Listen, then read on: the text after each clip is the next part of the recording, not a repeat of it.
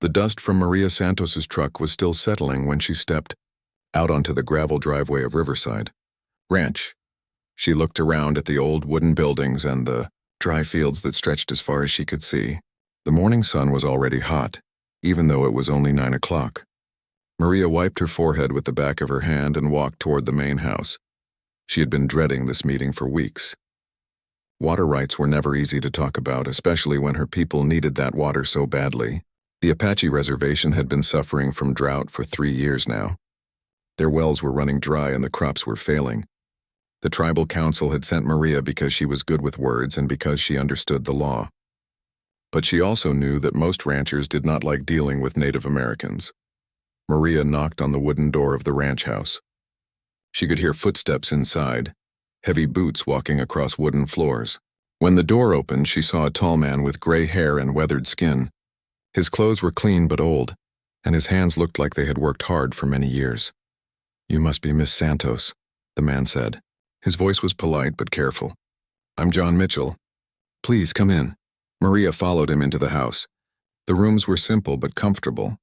Old photographs hung on the walls, showing generations of the Mitchell family. She saw pictures of cattle drives, family gatherings, and men in cowboy hats standing next to horses. The smell of coffee filled the air. "Would you like some coffee?" John asked, leading her to a kitchen table made of dark wood. "Thank you," Maria said, sitting down in one of the wooden chairs. She placed her folder of documents on the table and watched as John poured coffee into 2 white mugs. John sat across from her and took a sip of his coffee. He looked tired, Maria thought. There were lines around his eyes and his shoulders seemed heavy. She knew that many ranchers were struggling these days. The drought was hard on everyone. "So," John said, "you want to talk about water rights?" Maria nodded. "The Mescalero Apache tribe needs access to the water that flows through your land. Our people are suffering without it." John's face became serious. "Miss Santos, this ranch has been in my family for 4 generations. My great-great-grandfather settled this land in 1882. We've always used that water for our cattle." "I understand that," Maria said, "but our people were here long before 1882. This was our land first." John shifted in his chair. Maria could see that he was uncomfortable. She had expected this. Most ranchers became defensive when Native Americans talked about land rights. "Look," John said, "I'm not trying to be difficult, but I have a business to run. I have employees who depend on this ranch for their jobs. If I give up my water rights, I might have to sell the ranch." Maria opened her folder and pulled out several documents. "These are legal papers that show the tribe's historical claim to this water source. The stream that runs through your property has been used by my people for hundreds of years." John took the papers and looked at them. Maria watched his face as he read. She could see that he was trying to understand the legal language, but it was difficult. "This is complicated," John said finally. "I think I need to have my lawyer look at these." "Of course," Maria said, "but I hope you understand how urgent this is. Our people don't have time to wait months for lawyers to argue." John looked out the window at his dry fields. "The drought has been hard on all of us. I lost half my cattle last year because there wasn't enough grass." Maria felt sorry for him. She could see that he was not a bad man. He was just trying to protect his family's legacy. But her people were suffering too. "Maybe we can find a solution that works for everyone," she said. John looked back at her. "What do you mean?" "We don't need all the water. We just need enough for our community garden and for drinking water. Maybe we can share." John seemed to think about this. He took another sip of coffee and stared at the table. "I'd have to talk to my lawyer," he said, "and I'd need to know exactly how much water you're talking about." Maria reached into her folder again and pulled out a map. She spread it on the table between them. "This shows the water flow," she said, pointing to blue lines on the map. "We would only need about 20% of the total flow." John studied the map. As he leaned forward to get a better look, Maria rolled up her sleeves. The kitchen was getting warmer as the day progressed. She did not notice John's eyes move to her left forearm. John's face suddenly changed. He became very still, staring at Maria's arm. There was a mark there, about 3 inches long. It looked like it had been burned into her skin long ago. The mark was in the shape of the letters WB with a line underneath. "Is that a tattoo?" John asked quietly. Maria looked down at her arm and quickly rolled her sleeve back down. "No," she said. Her voice was different now, harder. "It's not a tattoo." John continued to stare at where the mark had been, even though it was now covered. His face had turned pale. "I'm sorry," he said. "I didn't mean to stare." Maria stood up and began putting her papers back in the folder. The friendly feeling in the room was gone. "Perhaps we should continue this meeting another time," she said. "After you've had a chance to speak with your lawyer." John stood up too. He seemed confused and upset. "Miss Santos, I hope I didn't offend you. I was just curious about the mark on your arm." Maria looked at him for a long moment. There was something in his eyes that she had not expected. It was not just curiosity. It looked almost like recognition. "Some things are not meant for curious strangers," she said. She walked toward the door and John followed her. Outside on the porch, Maria turned back to face him. "I'll call you next week," she said. "That will give you time to review the documents." John nodded. "Yes, that sounds good." But as Maria walked to her truck, she could feel his eyes on her. She knew he was still thinking about the mark on her arm. She also knew that most white people had never seen anything like it before. As she drove away from the ranch, Maria looked in her rearview mirror. John was still standing on the porch watching her truck disappear down the dusty road. She had a strange feeling that this meeting was going to change both of their lives in ways they could not imagine. The mark on her arm seemed to burn under her sleeve, just as it had every day for the past 25 years. Just as it had burned on her great-great-grandmother's arm more than a century ago. Some secrets, Maria knew, had a way of revealing themselves when the time was right. John Mitchell could not stop thinking about the mark he had seen on Maria Santos's arm. After she drove away, he stood on his porch for a long time, staring at the empty road. The letters WB with a line underneath kept appearing in his mind. He had seen those letters before, but he could not remember where. That evening, John sat in his kitchen with Maria's legal documents spread across the table. He tried to read them carefully, but his mind kept wandering back to that mark on her arm. The way she had quickly covered it up told him it was something private, something painful. John had always been curious about his family's history. His grandfather had told him many stories about the early days of the ranch, but John realized there were gaps in those stories. There were things his grandfather had never talked about. After dinner, John walked to the old barn behind the house. This barn had been built by his great-great-grandfather in 1885. Most people used it for storage now, but John knew there were old family documents in boxes up in the loft. John climbed the wooden ladder to the loft. Dust particles floated in the air, lit by the last rays of sunlight coming through a small window. There were boxes everywhere, some so old that the cardboard was falling apart. He found the box he was looking for in the corner. It was labeled Ranch Records 1882-1900 in his grandfather's handwriting. John carefully carried the box down the ladder and took it into the house. At the kitchen table, John opened the box. Inside were old ledger books, letters, and legal documents. The paper was yellow and brittle. Some of the ink had faded so much that it was hard to read. John opened the first ledger book. It was his great-great-grandfather's record of cattle purchases and sales. The handwriting was neat and careful. John read through pages of entries. 10 head of cattle bought from Murphy Ranch, $150. Sold 5 steers to Denver Market, $75.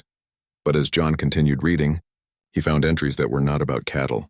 His hands began to shake as he read, Purchased Indian girl from Weatherby auction, $50. The date was September 15th, 1887. John stared at the page. An Indian girl? His great-great-grandfather had bought a person? He kept reading. There were more entries about Indian workers and labor purchases. John felt sick to his stomach. His family had owned people? In another ledger book, John found more detailed records. These were not just purchases.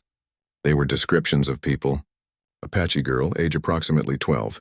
Branded WB by Weatherby Ranch. The date was September 16th, 1887. John's blood ran cold. WB. Those were the letters he had seen on Maria's arm. He found more entries. Indian boy, age 15. Good worker. Apache woman, age 20. Experienced with horses. Each entry had a price next to it, like they were buying cattle. John pushed the ledger away and put his head in his hands. His great-great-grandfather, the man his family had always talked about as a pioneer and a hero, had bought and sold human beings. But John needed to know more. He kept looking through the box. He found letters between his great-great-grandfather and other ranchers. They talked about Indian labor like it was normal business. One letter was from someone named Samuel Weatherby.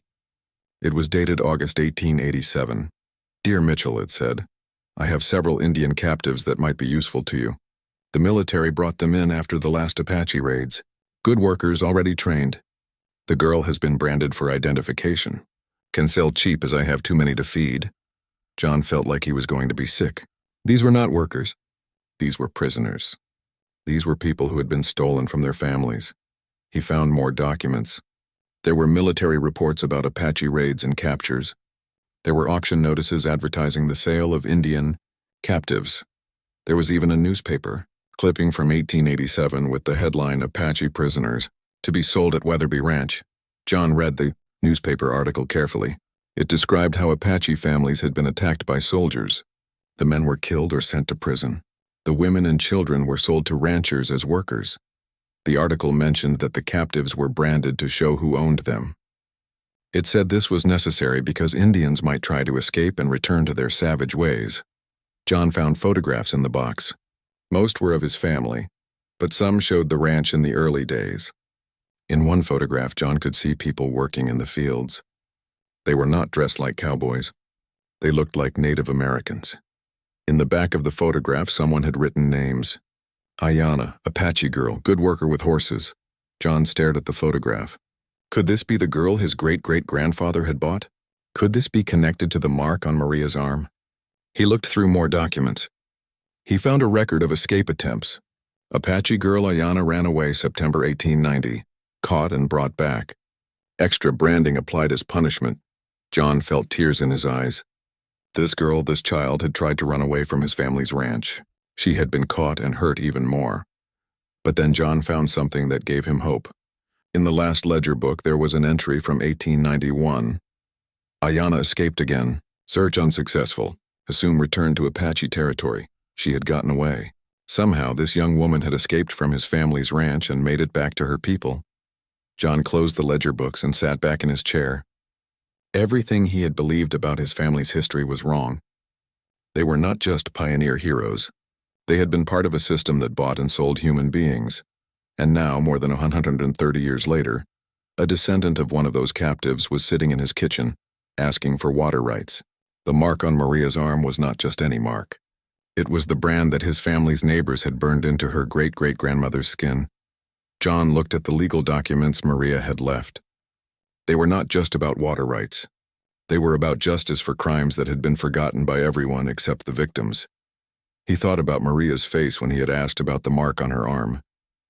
The pain in her eyes, the way she had quickly covered it up. Now he understood why. John spent the rest of the night reading through the old documents. He found more stories of cruelty and suffering, but he also found evidence that not everyone had supported what was happening. Some people had tried to help the Apache captives. Some had written letters protesting the auctions. As the sun came up, John made a decision. He could not change what his family had done in the past, but he could try to make things right now. He picked up the phone and dialed Maria's number. It was very early, but he could not wait. "Miss Santos," he said when she answered. "This is John Mitchell. I need to see you again.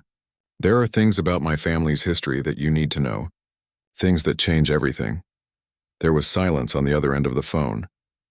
"Mr. Mitchell," Maria said finally. "What kind of things?" "Things about the mark on your arm," John said. "Things about what my family did to your family a long time ago." Another silence. "I'll be there in an hour," Maria said, and hung up the phone. John looked at the pile of old documents on his table. Soon Maria would know the truth about what had happened to her great-great-grandmother. And he would have to face the shame of what his own family had done. But for the first time since yesterday's meeting, John felt like he might be able to do something right. Maria Santos drove back to Riverside Ranch with her heart pounding. John Mitchell's phone call had woken her at 6 in the morning. His voice had sounded different, shaky and upset. When he mentioned the mark on her arm, she knew that somehow he had learned something important. As she parked her truck in front of the ranch house, Maria saw John waiting on the porch. He looked like he had not slept all night. His hair was messy, and his clothes were the same ones he had worn yesterday. In his hands he held a stack of old papers. "Thank you for coming so early," John said as she walked up the porch steps. His voice was quiet and serious. You said you knew something about my family, Maria said. What did you find? John opened the door and led her into the kitchen. The table was covered with old ledger books, photographs, and documents. Maria could smell the musty odor of old paper. Please sit down, John said. This is going to be difficult to hear. Maria sat in the same chair she had used yesterday, but everything felt different now. John sat across from her and pushed one of the ledger books toward her. This belonged to my great-great-grandfather, John said. I found it last night in the barn. Look at this entry. Maria opened the book and read the page John was pointing to. Her hands began to tremble as she read. Purchased Indian girl from Weatherby auction, $50. September 15th, 1887. Keep reading, John said softly. Maria's eyes moved to the next entry. Apache girl, age approximately 12, branded WB by Weatherby Ranch. Maria closed the book and looked up at John. WB, she said. Like the mark on my arm, John nodded. I think that girl was your great-great-grandmother. Maria was quiet for a long time. She had known that her great-great-grandmother Ayana had been captured as a child. The tribal elders had told her the story many times, but seeing it written down in the white man's ledger book made it feel more real and more horrible. Tell me what else you found, Maria said. John showed her more documents, letters between ranchers talking about buying and selling Apache captives, newspaper articles about auctions where people were sold like animals, military reports about raids on Apache camps. Your great-great-grandmother was not the only one, John said. There were many Apache people sold as slaves to ranchers in this area. Maria picked up one of the photographs. It showed people working in a field. One of them was a young Native American woman. This might be her, John said. Someone wrote Ayana on the back. Maria stared at the photograph. The woman in the picture looked very young. She was wearing a simple dress and her long black hair was braided, but it was her eyes that made Maria's heart ache. Even in the old photograph, Maria could see the sadness and fear in those eyes. She was just a child, Maria whispered. Yes, John said. According to these records, she was only 12 years old when she was sold. Maria felt tears starting to form in her eyes. She had grown up hearing stories about Ayana's strength and courage. The tribal elders had always talked about how she had survived terrible things and made it back to her people. But seeing these documents made Maria realize how much Ayana had suffered. There's more, John said. He showed her another ledger entry. She tried to escape several times. Look at this. Maria read the entry. Apache girl Ayana ran away September 1890, caught and brought back. Extra branding applied as punishment. Maria's hand moved unconsciously to her left arm, to the place where her own brand was hidden under her sleeve. Extra branding? She asked. John looked uncomfortable. I think that means they burned her again, as punishment for trying to escape. Maria stood up and walked to the window. She needed to breathe. The kitchen suddenly felt too small. Miss Santos, John said. I'm so sorry. I had no idea about any of this until last night. Maria turned back to face him. Mr. Mitchell, do you know what this mark on my arm really is? John shook his head. Maria slowly rolled up her left sleeve. The brand was clearly visible now. The letters WB with a line underneath burned into her brown skin. This is not a tattoo, Maria said. It's the same brand that was burned into my great-great-grandmother's arm more than 130 years ago. John stared at the mark. His face had gone pale. You did this to yourself? He asked. I chose to have it done when I was 18, Maria said. My great-great-grandmother Ayana carried this mark until the day she died. Her daughter, my great-grandmother, chose to have it done too. So did my grandmother. And so did my mother. John looked confused. But why? Why would you want to carry the mark of your ancestors' suffering? Maria sat back down at the table. Because forgetting is another kind of death, she said. The people who branded my great-great-grandmother wanted her to forget who she was. They wanted her to become their property completely. But she never forgot. She carried their mark, but she kept her Apache heart. She touched the brand gently. This mark reminds me every day that my people survived terrible things. It reminds me that I am here because Ayana was strong enough to escape and make it back to her family. John was quiet for a long time, looking at the mark on Maria's arm. According to these records, he said finally, she did escape. In 1891, she ran away again and they never found her. Maria smiled for the first time that morning. She made it back to the reservation. She married an Apache man and had children. She lived to be 93 years old. Did she ever talk about what happened to her here? Every day, Maria said. She told her children everything. She told them about the auction where she was sold. She told them about the ranch where she was forced to work. She told them about the brand and what it meant. Maria rolled her sleeve back down. She also told them to remember that not all white people were cruel. She said some of the ranch workers were kind to her. She said some people tried to help the Apache captives even though it was dangerous. John looked down at the old documents on the table. My great-great-grandfather wasn't one of those people, was he? Maria shook her head. From what I can see in these papers, no. He was part of the system that bought and sold my people. John put his head in his hands. I don't know how to live with this knowledge. Mr. Mitchell, Maria said, you didn't do these things. You can't be held responsible for what your ancestors did. But I've been living on land that was built with slave labor, John said. I've been proud of my family's history, not knowing it was built on such terrible things. Maria looked around the kitchen. On the walls were photographs of John's family going back generations. Happy faces at family gatherings. Men in cowboy hats standing proudly next to their cattle. She realized that John's family story had always been incomplete. They had remembered the parts that made them feel good and forgotten the parts that brought shame. Now you know the truth, Maria said. The question is, what are you going to do with it? John looked up at her. What do you think I should do? Maria thought for a moment. I think you should learn more. There are probably other families like mine who have stories connected to this ranch. You should find out what really happened here. And then what? Then you decide how you want to honor the people who suffered here. You decide how you want to make sure their stories are not forgotten again. John nodded slowly. The water rights, he said. You came here to negotiate for water rights. Yes, Maria said. But this conversation has become about much more than water. You still need the water for your people? Yes, we still need it. John looked at the legal documents Maria had brought the day before. They were still sitting on the table next to his ancestors' ledger books. Miss Santos, he said, I think we need to start this negotiation over completely. Everything has changed, Maria nodded. Yes, everything has changed. But as they sat there looking at each other across the table covered with old documents, both of them knew that finding a solution was going to be much more complicated than either of them had imagined. The past had a way of making the present much more difficult. Over the next 3 days, Maria and John worked together to piece together the full story of what had happened at Riverside Ranch in the 1880s.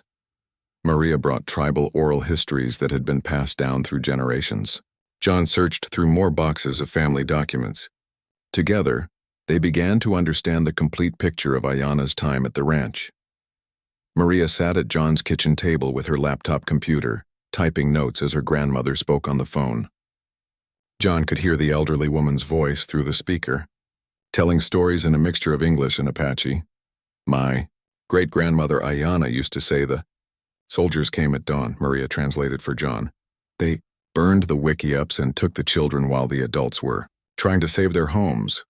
John was reading through a military report he had found in his family's papers. This document says there was an Apache raid on a settlement near here in August 1887, but it also mentions a counter-raid by soldiers on an Apache camp. That would be the raid where Ayana was captured, Maria said. She listened to her grandmother for a moment, then continued translating. Grandmother says Ayana was separated from her parents during the attack. She never saw them again. John felt sick as he read more of the military report. It described the capture of hostile Apache Indians who would be distributed to local ranches for labor purposes. The language was cold and businesslike, as if they were talking about cattle instead of human beings. According to this report, John said, 23 Apache people were captured in that raid. 15 were children. Maria's grandmother was still talking on the phone. Maria listened carefully, occasionally asking questions in Apache. Ayana was taken to a temporary camp first, Maria said. The soldiers kept the captives there for several weeks while they decided what to do with them.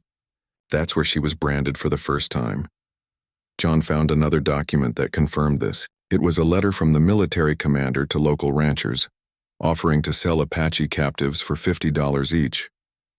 The letter mentioned that all captives would be branded for identification. The branding was done by a man named Samuel Weatherby, Maria said, still listening to her grandmother. He was given the job of preparing the captives for sale. Ayanna said he was the cruelest man she ever met. John remembered the name from his great-great-grandfather's letters. Weatherby Ranch was right next to our property. The two families did business together for many years. Maria's grandmother finished her story and Maria hung up the phone. She looked tired and sad. It's hard to hear these stories over and over again, she said, but it's important to remember every detail. John showed her a map he had found in the old documents. It showed the boundaries of both ranches in 1887. According to this map, Weatherby Ranch owned the land where the auctions took place. My great-great-grandfather's ranch was where many of the Apache captives were taken to work. They drove to the location where Weatherby Ranch used to be. Now it was just empty land covered with scrub grass and cacti. But John had brought the old map and they were able to figure out where the buildings had once stood. There, Maria said, pointing to a flat area near a dry creek bed. That's where the auction block would have been. John looked at the empty land and tried to imagine what it had looked like on that day in September 1887 when his great-great-grandfather came to buy a 12-year-old Apache girl. He felt ashamed that his family had been part of such a horrible thing. What happened to the other captives who were sold that day? John asked. Most of them died on the ranches, Maria said quietly. They were worked to death or died from diseases they had no immunity to. Very few ever made it back to their families. They walked around the area where the ranch buildings had once stood. Maria picked up a piece of old metal from the ground. This might be from one of the buildings where they kept the captives before the auction, she said. John felt like he was walking through a graveyard. This place held so much pain and suffering, but there was nothing to mark it. No monument, no sign, nothing to show that terrible things had happened here. Back at John's ranch, they continued going through documents. John found his great-great-grandfather's diary, which gave them more details about Ayanna's time at the ranch. Listen to this, John said, reading from the diary, September 20th, 1887. The Apache girl is a good worker but stubborn. She refuses to answer to the name we gave her and insists on speaking her savage language. They tried to take away her name? Maria asked. It looks like they called her Sarah, John said. But according to this diary, she would only answer to her Apache name. Maria smiled. That sounds like great-great-grandmother Ayanna.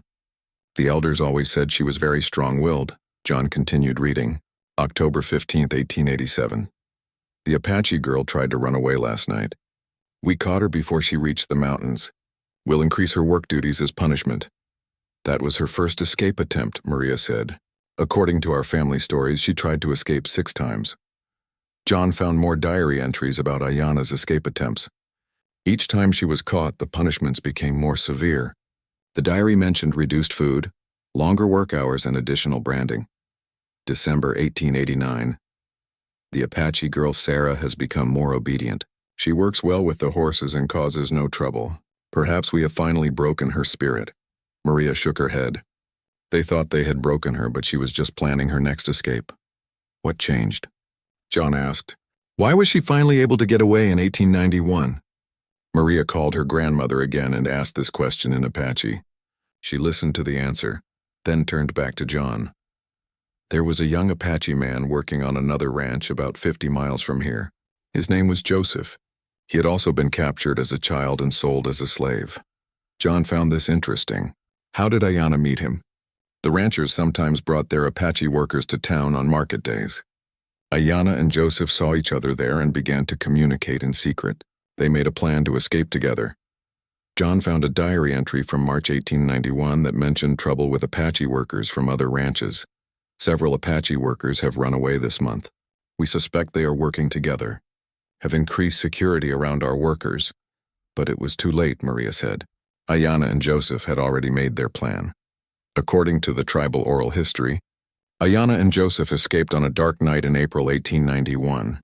They had stolen horses and food, and they knew the landscape well enough to avoid the main roads. They traveled at night and hid during the day, Maria said. It took them 2 weeks to reach Apache territory. John found the final diary entry about Ayanna. April 28, 1891. The Apache girl Sarah has escaped again. Search parties have found no trace of her. Assume she has returned to the savages. Good riddance, John repeated angrily. She was just a girl who wanted to go home to her family. Maria was quiet for a moment. John, there's something else my grandmother told me. Something about what happened after Ayana got back to the reservation. What? She married Joseph, the young man who helped her escape. They had 5 children together. One of them was my great-grandfather. John looked up from the diary. So your great-grandfather was the son of 2 people who had been enslaved on ranches like this one? Yes. And they made sure all their children knew the whole story. They never wanted anyone to forget what had happened to them. John closed the diary and sat back in his chair. Maria, I need to ask you something. When you first came here to talk about water rights, did you know about the connection between your family and this ranch? Maria nodded. I've known my whole life that this was the ranch where Ayana was held as a slave. When the tribal council assigned me to negotiate with you, I volunteered because I wanted to see this place for myself. So you came here looking for answers too? I came here looking for justice, Maria said. Not revenge, but justice. My people have suffered for more than a century because of what happened here. We lost our land, our water, our way of life. The least we deserve is acknowledgement of what was done to us. John looked around his kitchen, at the photographs of his family on the walls, at the comfortable home that had been built with money earned through slave labor. What kind of justice are you looking for? He asked. I don't know yet, Maria said honestly, but I think we're starting to figure it out together. Outside the window, the sun was setting over the same fields where Ayana had been forced to work more than 130 years ago. But now, for the first time, her great-great-granddaughter was sitting at the table as an equal, telling her story to the descendant of the man who had owned her. John Mitchell could not sleep that night. Every time he closed his eyes, he saw the image of 12-year-old Ayana being sold at auction like a piece of cattle. He kept thinking about the diary entries written by his great-great-grandfather, describing her escape attempts and the punishments that followed. At 4 a.m, John gave up trying to sleep and went to sit on his porch. The night air was cool, and he could hear coyotes howling in the distance. This land had been his family's home for more than 140 years, but now it felt different to him. Now he knew the dark secrets that lay buried beneath the surface. John thought about all the stories his grandfather had told him about the early days of the ranch. Stories about brave pioneers who worked hard to build something from nothing. Stories about fighting off cattle rustlers and surviving harsh winters. But there had never been any stories about Apache slaves. Those stories had been carefully erased from the family history. When the sun came up, John called his sister Rebecca in Phoenix. She was 10 years older than John and had moved away from the ranch when she got married. But she still came back every year for family gatherings. Rebecca, John said when she answered the phone, I need to ask you something about our family history. It's 5 a.m, Johnny, his sister said. What's wrong?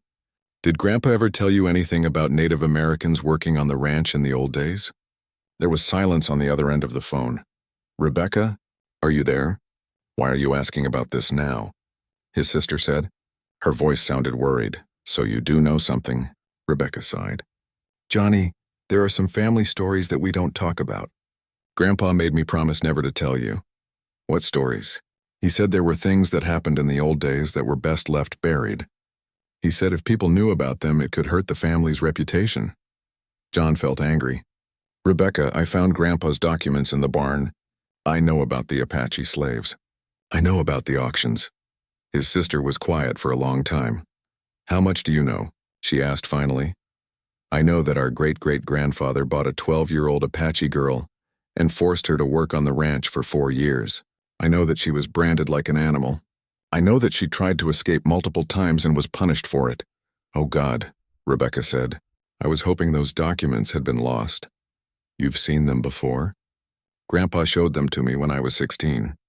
He said I needed to know the truth about our family, but he also said I must never tell anyone else. He was afraid that if people found out, they would try to take the ranch away from us. John was shocked. So you've known about this for 40 years? Yes, and it has haunted me every day since then. Why didn't you tell me?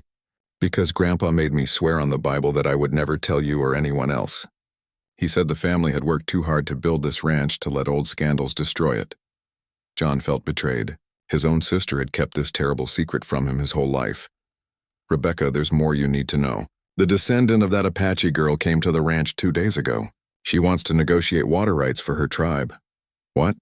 Rebecca's voice was sharp with panic. Johnny, you can't let her know about the connection. If she finds out, she could sue us for everything. She already knows, John said. She's known all along. That's why she volunteered to be the negotiator. Oh no, this is bad.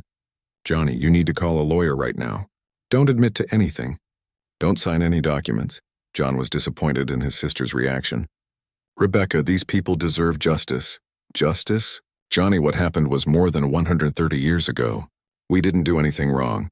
We can't be held responsible for what our ancestors did. But we've been living off the profits from what they did. This ranch was built with slave labor. That's how things were back then, Rebecca said. Everyone used Indian labor. It was legal at the time. It was legal to own black people too, but that doesn't make it right. John could hear his sister getting more upset.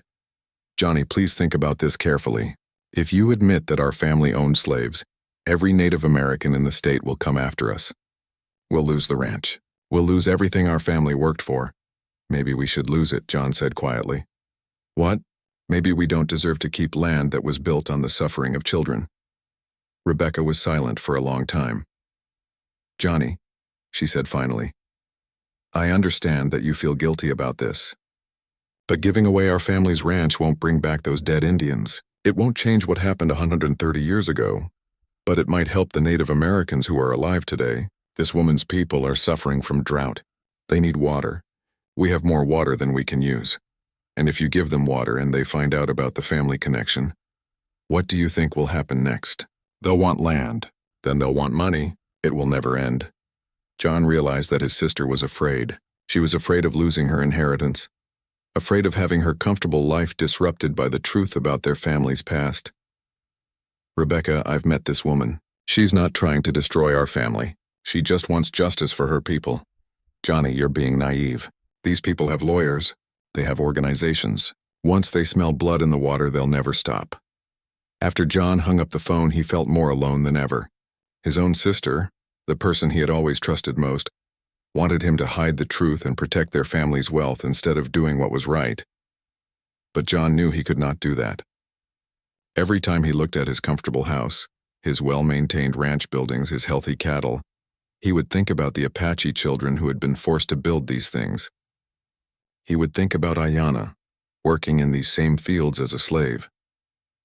That afternoon, John drove into town to visit his lawyer, Pete Martinez. Pete's office was in an old building on Main Street, and he had been the family's lawyer for 20 years. Pete, John said, I need to ask you about something complicated. Pete was a small man with gray hair and friendly eyes. He had always given John good advice about ranch business. What's going on, John? John told Pete about the documents he had found and about Maria's visit to the ranch. He explained about the connection between their families. Pete listened carefully, taking notes on a yellow legal pad. John, Pete said when he was finished, this is a very serious matter. If what you're telling me is true, your family could face significant legal liability. What kind of liability? Well, there are federal laws about reparations for historical injustices. There are also laws about land that was acquired through illegal means. John felt his stomach drop. Illegal means? The enslavement of Native Americans was technically legal under territorial law in the 1880s, but the theft of Native American land and the forced removal of children from their families violated numerous federal treaties. So, Maria's tribe could sue us? They could. And given the current political climate around Native American rights, they would probably win. John sat back in his chair. He thought about what Rebecca had said on the phone. Maybe she was right. Maybe admitting the truth would destroy his family. But then he thought about Maria's face when she showed him the brand on her arm. He thought about the strength it must have taken for her great-great-grandmother to survive 4 years of slavery and still find the courage to escape. Pete, John said, what if I wanted to do the right thing? What if I wanted to make amends for what my family did? Pete looked surprised. John, I have to advise you that any admission of wrongdoing could be used against you in court. I understand that. But let's say I didn't care about the legal consequences. Let's say I just wanted to help these people. What would be the best way to do that? Pete thought for a moment. Well, you could negotiate a private settlement. You could offer to transfer some water rights or even some land to the tribe. If you did it voluntarily, without admitting legal liability, it would be better than waiting for them to sue you. How much land are we talking about? That would depend on how much you wanted to give and how much they were willing to accept. But John, I have to warn you again. Once you start down this path, there's no going back. Other tribes might make similar claims against other ranching families in the area. John nodded. He understood that he was potentially opening a can of worms that could affect many people beyond just his own family. But as he drove home that evening, John thought about Ayanna again. She had been just a child when she was sold to his great-great-grandfather. She had suffered for 4 years on his family's ranch. The least he could do was try to help her descendants now. When he got home, John found Maria's business card and called her number. "Maria," he said when she answered, "I've been thinking about everything we've discussed. I want to do more than just negotiate water rights. I want to try to make things right." "What do you mean?" "I mean, I want to find a way to give your people what they need, not just what the law requires me to give." There was silence on the other end of the phone. "John," Maria said finally, "that's very generous of you. But I need you to understand something. This isn't just about my family or even just about my tribe. If we reach an agreement, it could set a precedent that affects other Native American communities throughout the region. I understand that. And I need you to understand that some people in my community don't trust white people at all. They've been lied to and cheated too many times. They might not believe that you're sincere." Then Maria Santos drove to the Apache reservation to meet with the tribal council. She needed to tell them about everything she had learned at John Mitchell's ranch. The drive took 2 hours through desert landscape that looked much the same as it had when her great-great-grandmother, Ayanna, had escaped across it more than 130 years ago. The tribal council met in a simple building at the center of the reservation. 12 elders sat around a large wooden table, their faces serious as Maria told them about the documents John had found. "So this rancher admits his family owned our people as slaves?" asked Robert Crowfeather, the council chairman. He was a man in his 70s with long gray hair and deep-set eyes. "Yes," Maria said. "He found the records in his great-great-grandfather's papers. Purchase receipts, diary entries, everything. And he called you voluntarily to tell you this?" "Yes, I think he was shocked by what he found. He seems genuinely sorry about what his family did." An older woman named Dorothy Singingbird shook her head. "Sorry doesn't bring back the dead. Sorry doesn't undo 130 years of suffering." "I agree," Maria said. "But he says he wants to make amends. He wants to give us more than just water rights." "What kind of amends?" asked Robert. He didn't say exactly, but he mentioned the possibility of land transfer. The council members looked at each other with surprise. Land was the most valuable thing a rancher could offer. "Maria," said an elderly man named Thomas Runningwolf, "you need to be very careful here. White people have been making promises to our people for 200 years. Most of those promises were lies." "I understand that," Maria said. "But this feels different.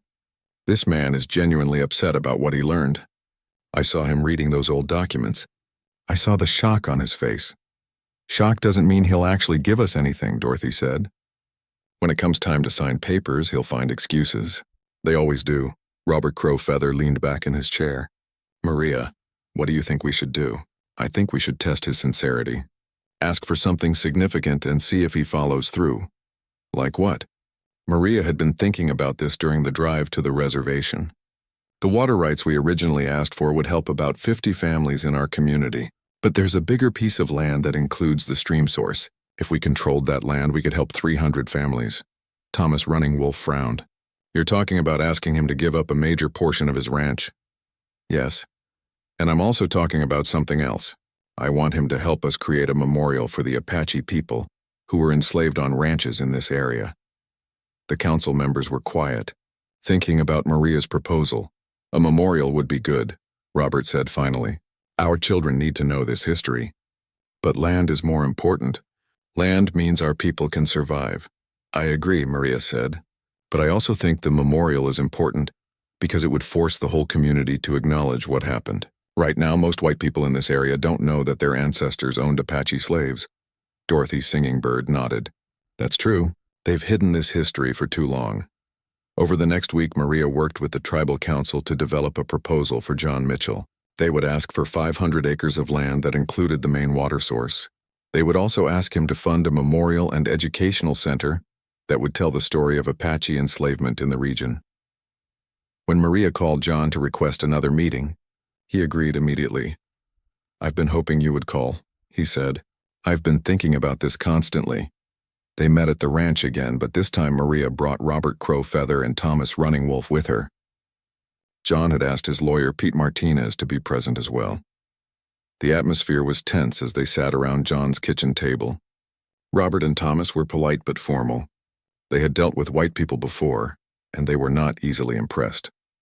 "Mr. Mitchell," Robert said, "Maria has told us about the documents you found. Before we discuss anything else, we would like to see those documents for ourselves." John had prepared for this. He brought out the ledger books, the diary entries, and the photographs.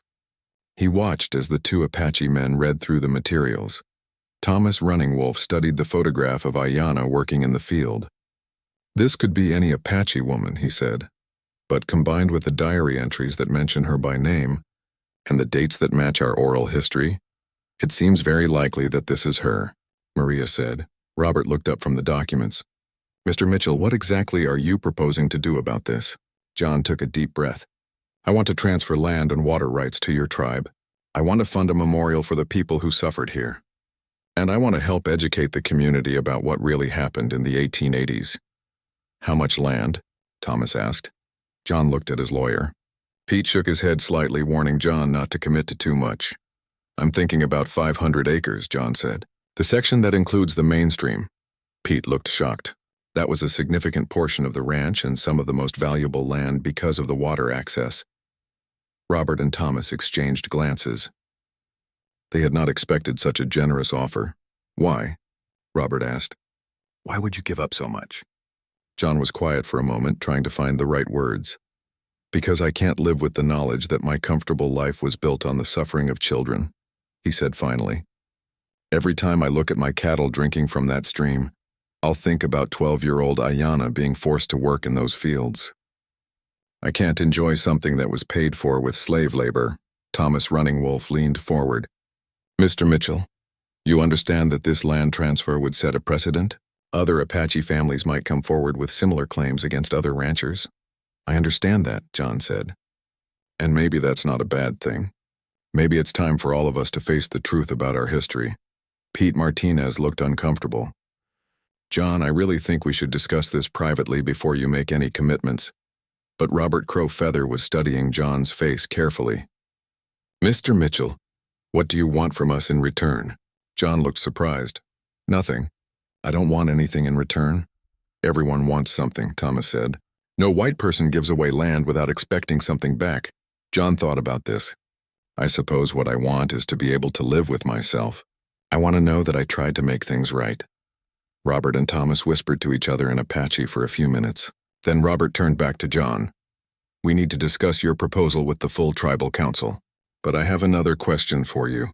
Are you prepared for the reaction from your neighbors? Other ranchers in this area might not be happy about what you're doing." John had been thinking about this too. "I'm sure some people will be angry, but I think some people might also be relieved to finally tell the truth about our history." "And your family? What does your sister think about this?" John looked down at the table. "My sister thinks I'm making a mistake. She's afraid we'll lose everything if we admit what our family did." "She might be right," Thomas said. "Once you open this door, you can't close it again." "I know that," John said, "but the door has been closed for 130 years. Maybe it's time to open it." Maria had been quiet during most of this conversation, but now she spoke up. "There's something else we need to discuss," she said. "The Memorial and Education Center.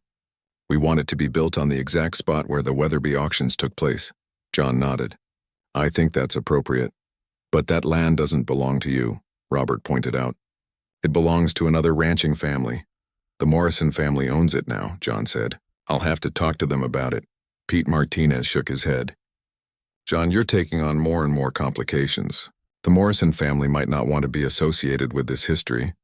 "Then I'll buy the land from them," John said.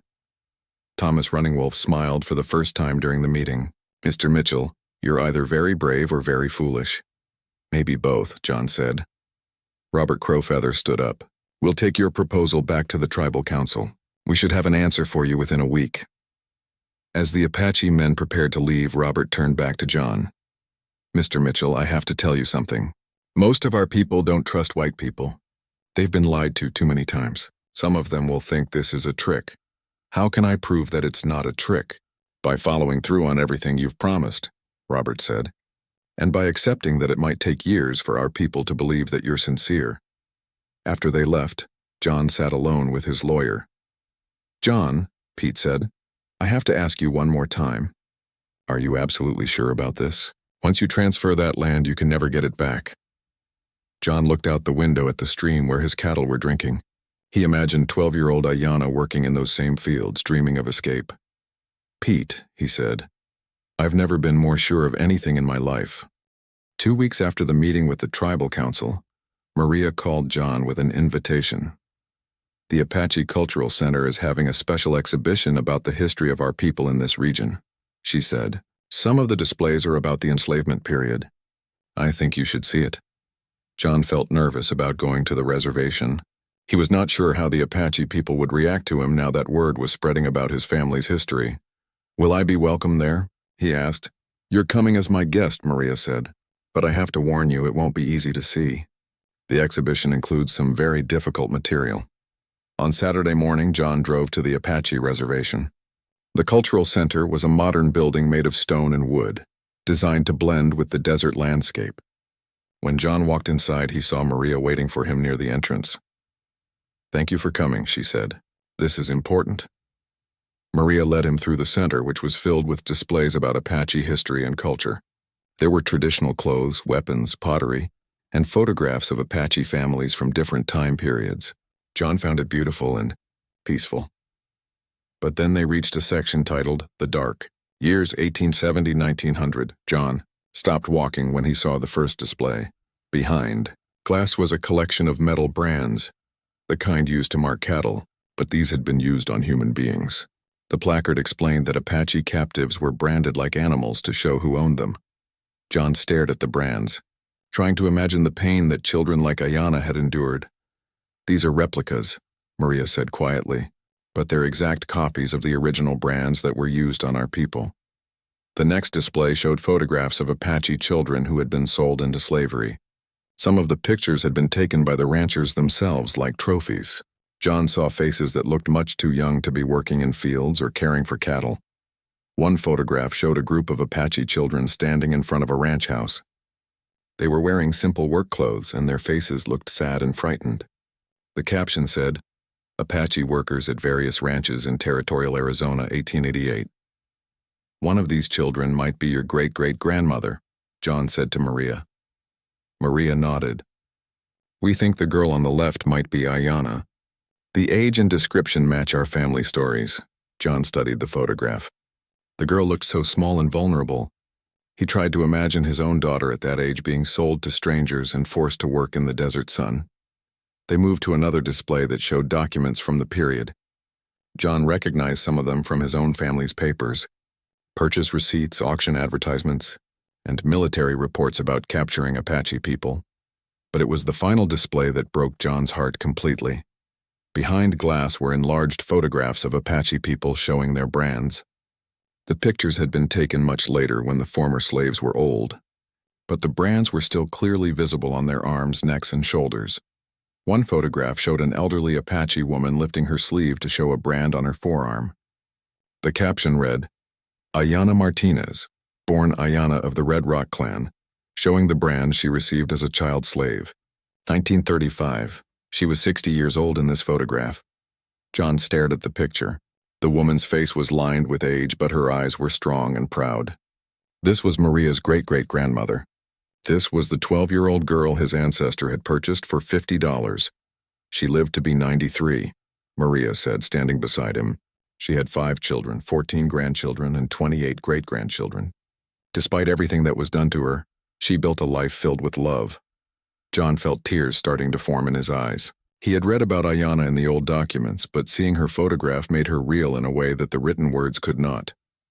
She's beautiful, he said. Yes, Maria said, and she was strong. But look at her arm. John looked at the brand on Ayanna's arm. It was the same WB mark that he had seen on Maria's arm. But on Ayanna he could see that there were additional marks around it, scars from the extra branding that his great-great-grandfather's diary had mentioned. They branded her more than once? John asked. Maria nodded. Every time she tried to escape, they added more marks. By the time she finally got away, she had been branded 4 different times.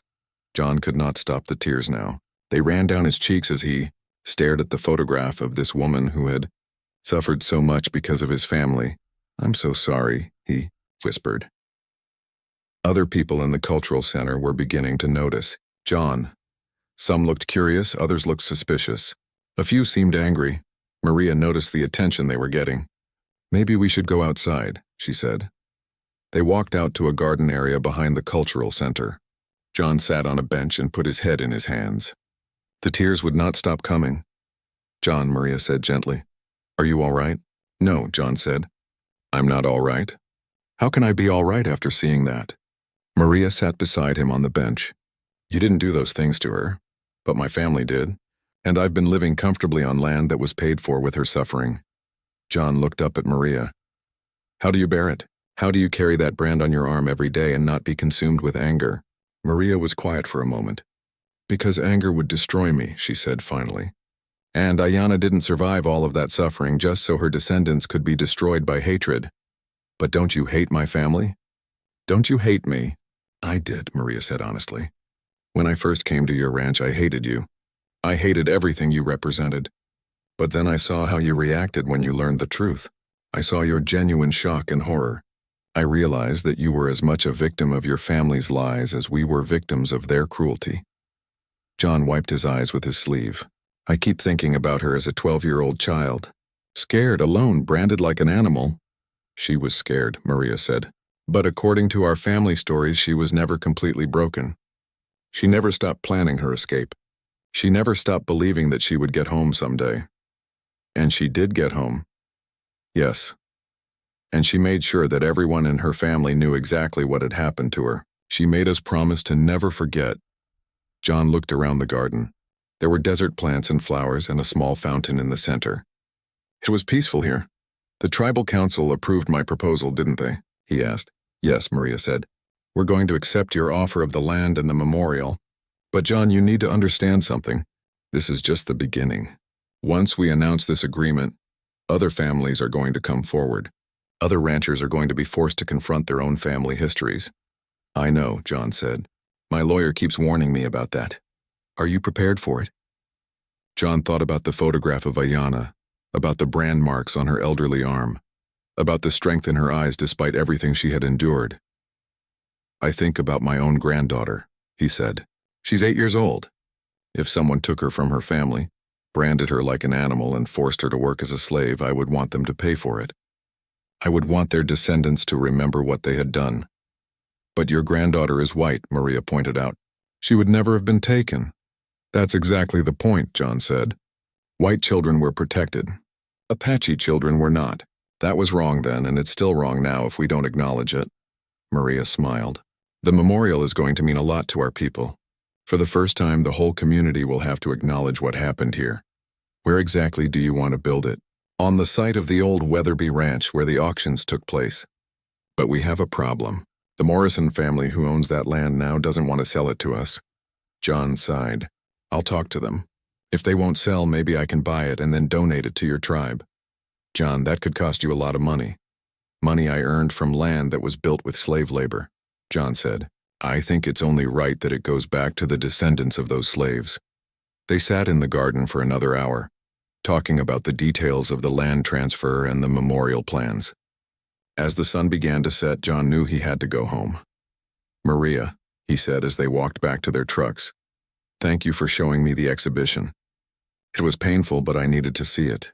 "You're welcome," Maria said. "John, I want you to know that what you're doing is giving hope to a lot of people. For 130 years, we've been told to forget the past, to move on, but you can't heal from wounds that are never acknowledged. I just wish I could do more." "You're doing enough," Maria said. "You're doing more than anyone expected." As John drove home in the darkness, he thought about Ayanna's photograph. He thought about the strength and dignity in her face despite all the suffering she had endured. He thought about how different his life might have been if his family had told him the truth from the beginning. But mostly, he thought about his granddaughter and about the world he wanted to leave for her. A world where truth was more important than comfort, where justice was more important than profit, and where the suffering of people like Ayanna was never forgotten again. 6 months later, John Mitchell stood at the edge of his property, watching as surveyors marked the boundaries of the 500 acres he was transferring to the Mescalero Apache tribe. The stream that had watered his family's cattle for 4 generations would soon belong to Maria's people. It had not been an easy 6 months. When news of the land transfer became public, John faced anger from many of his neighbors. Some ranchers accused him of opening the door to lawsuits that could destroy their families. Others said he was being foolish to give away valuable land based on old stories. John's sister Rebecca had stopped speaking to him entirely. She was furious that he was throwing away the family legacy and had threatened to sue him to stop the land transfer. But John's lawyer had confirmed that he had the legal right to do what he wanted with his own property. The Morrison family had initially refused to sell John the land where the old Weatherby Ranch had stood. But when John offered to pay twice the market value, they agreed. Now that land would become the site of the Apache Memorial and Education Center, but John had also received unexpected support. 3 other ranching families in the area had come forward with their own family documents showing connections to Apache enslavement. They were working with the tribal council to find ways to acknowledge this history and make amends. Dr. Sarah Williams, a historian from the State University, had contacted John after hearing about the story. She was leading a research project to document the full scope of Apache enslavement in the region. Her preliminary findings suggested that hundreds of Apache people had been sold as slaves to ranchers throughout Arizona and New Mexico. This could be one of the most significant discoveries in Southwestern history, Dr. Williams had told John. The enslavement of Native Americans in the post-Civil War period has been largely hidden from public view. Your family's documents could help us understand what really happened. Today was the day of the official land transfer ceremony. Representatives from the tribal council, state government, and local media were gathered at the ranch. John felt nervous but also proud of what he was doing. Maria Santos arrived with her 15-year-old daughter, Elena. John had met Elena several times during the negotiations, and he was impressed by her intelligence and strength. She reminded him of what he imagined Ayanna might have been like as a young woman. "Are you ready for this?" Maria asked as they watched the preparations for the ceremony. "I think so," John said. "Are you?" Maria smiled. "Our people have been waiting 130 years for this day. We're ready." Robert Crow Feather, the tribal council chairman, called for everyone's attention. He stood near the stream that would soon belong to his people. "Today marks the end of one chapter in our history and the beginning of another," he said. "For too long, the suffering of our ancestors has been hidden from view. Today we begin the work of making sure that suffering is never forgotten." John stepped forward to speak. His voice was shaky at first, but it grew stronger as he continued. "My great-great-grandfather bought a 12-year-old Apache girl named Ayanna in 1887, he said. He paid $50 for her, the same price he might pay for a cow. She was forced to work on this ranch for 4 years. She was branded like an animal. She tried to escape 6 times and was punished each time she was caught." John paused, looking out at the faces in the crowd. Some were Apache people, some were white ranchers and townspeople. All of them were listening carefully. "But Ayanna was stronger than the people who tried to break her spirit," John continued. "In 1891, she escaped for the final time and made it back to her people. She lived to be 93 years old. She had children and grandchildren and great-grandchildren. One of those great-great-granddaughters is standing here with us today." John looked at Maria, who nodded encouragingly. "I cannot change what my family did to Ayanna and to other Apache people," John said, "but I can acknowledge it. I can make sure the truth is told, and I can try to make amends by returning some of what was taken." He gestured toward the stream and the surrounding land. This land was bought with money earned through slave labor. This stream watered cattle that were tended by Apache children who had been stolen from their families. Today I am transferring 500 acres of this land, including the main water source, to the Mescalero Apache tribe. It should have belonged to them all along. The Apache people in the crowd began to clap. Some of the white ranchers looked uncomfortable, but a few joined in the applause. Maria stepped forward to accept the legal documents that would transfer ownership of the land. "This is not just about land," she said to the crowd. "This is about truth. This is about healing. This is about making sure that the children who were enslaved on this land are finally remembered with dignity. She held up the deed to the property.